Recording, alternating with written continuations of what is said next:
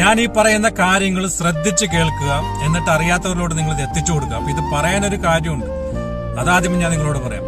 എന്റെ കൂടെ പഠിച്ചവരിൽ 2 പേര് ഇന്ന് ഡോക്ടറാണ്. ഒരാൾ ആലപ്പുഴ മെഡിക്കൽ കോളേജിലും ഒരാൾ ചെന്നൈയിലെ ഒരു ഹോസ്പിറ്റലിൽ കാർഡിയോളജി വിഭാഗത്തിൽ ജോലി ചെയ്യുന്ന ഡോക്ടർ സോഫിയ.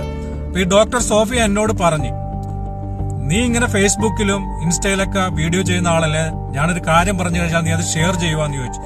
ഞാൻ പറഞ്ഞു, ജെന്യൂൻ ആയിട്ടുള്ള കാര്യമാണെങ്കിൽ തീർച്ചയായിട്ടും ഞാൻ ചെയ്യും. 100% സത്യസന്ധമായ കാര്യമാണ്, നീ ഒന്ന് ചെയ്യാൻ പറഞ്ഞു.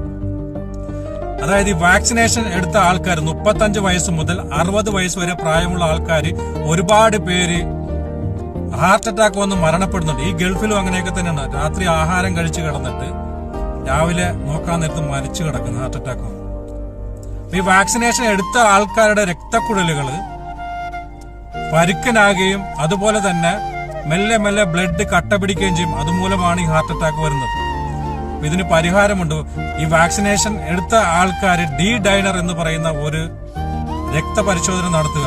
ഈ രക്തപരിശോധന നടത്താനത്ത് ഇതിനകത്ത് 50% കൂടുതൽ അളവ് വരികയാണെങ്കിൽ തീർച്ചയായിട്ടും നമ്മുടെയൊക്കെ ബ്ലഡ് കട്ട പിടിക്കുന്നുണ്ട് എന്നാണ് അതിനർത്ഥം. അപ്പം അതിനു വേണ്ടിയുള്ള വൈദ്യസഹായം നിങ്ങൾ തേടുക. ഇത് അറിയാത്തവരിലോട്ട് നിങ്ങൾ എത്തിച്ചു കൊടുക്കുക. എന്തായാലും ഡോക്ടർ സോഫിയക്ക് ഒരു ബിഗ് സല്യൂട്ട് ഉണ്ട്. ഇങ്ങനെ ഒരു അറിവ് പറഞ്ഞു തന്നതിൽ നിങ്ങളിലോട്ട് എത്തിക്കാൻ പറ്റിയാലും എനിക്കും ഒരു സന്തോഷമുണ്ട്.